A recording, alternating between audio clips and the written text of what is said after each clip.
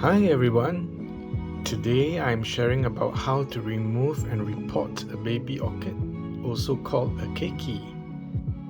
And here it is. This is what the keiki looks like. I placed the orchid parent into a box and then cut away the keiki. You can see it clearly here.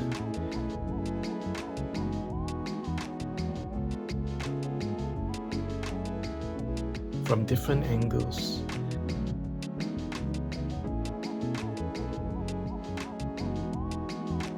I added a few layers of potting mix and charcoal into a new pot. And then another layer of potting mix at the top. Finally, a layer of sphagnum moss and large charcoal pieces to weigh it down. There!